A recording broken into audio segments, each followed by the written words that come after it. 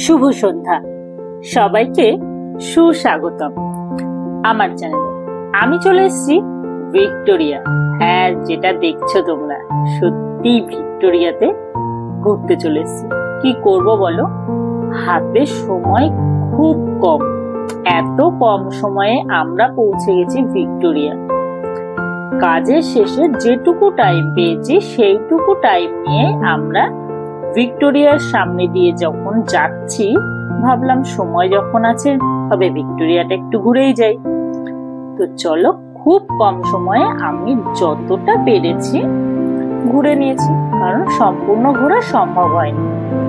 ভিক্টোরিয়ার এই পাথরগুলোর উপর দিয়ে হাঁটতে আমার খুব ভালো লাগে। তো আমি হাঁটছিলাম, সেখান দিয়ে ফটো তুলছিলাম।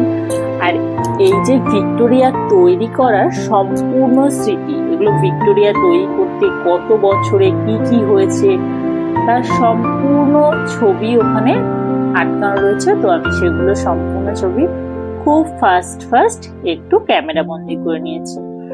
তো দেখতেই পাচ্ছ 1911 থেকে 1921 সাল পর্যন্ত। তো এইভাবেই আমি আস্তে আস্তে ভেতরের দিকে চলে যাচ্ছি। তো ভেতরের দিকে যেতে গিয়ে দেখছি নিজের ফটোশুট করার টাইমই হচ্ছে না। কি করব, কিছু তো করার নেই। তো চলো, আমি একদম ভিক্টোরিয়ার ভেতরে চলে এসেছি এবং ভেতরে সম্পূর্ণটা একটু সংক্ষেপে সবাইকে দেখিয়ে দিই।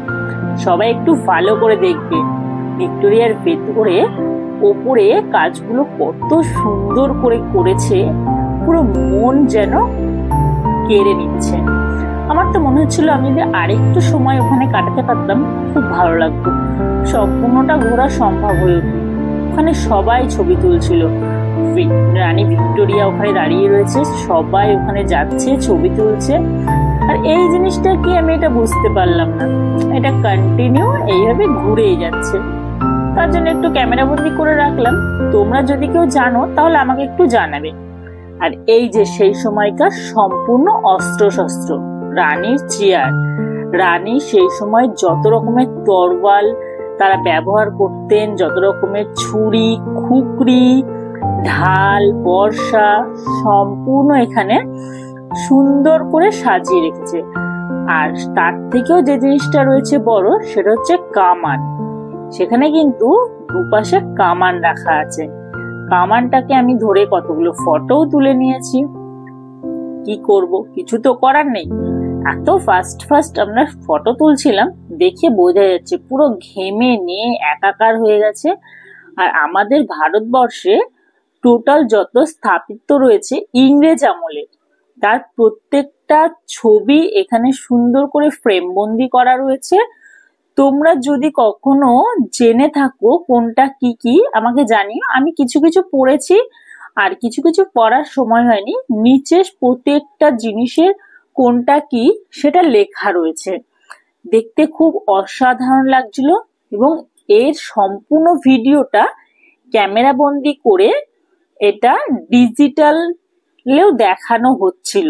তো আমি তোমাদের সাথে সেটাও শেয়ার করব, যেটা ডিজিটাল দেখাচ্ছে সম্পূর্ণ। খুব ভালো লাগছিল, খুব সুন্দর একটা গ্রাম্য পরিবেশ। না দেখে খুব ভালো লাগছে না?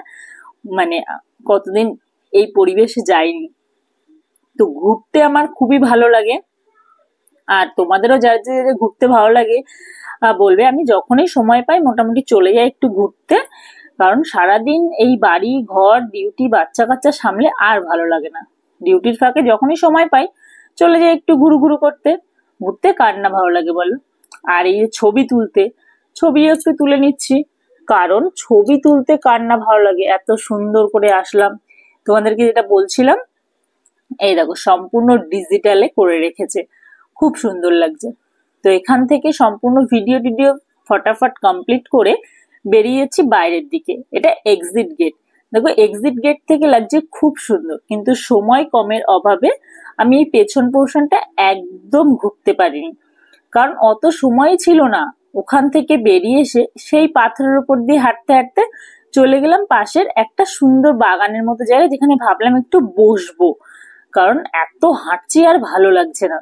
তো গেলাম ওখানে, দেখলাম খুব সুন্দর সুন্দর ফুল পড়ে রয়েছে। তো কি দেখলাম, কি ফুল নাম জানি না, চিনতে পারলাম না, কিন্তু দেখতে অনেকটা ধুতরা ফুলের মতো।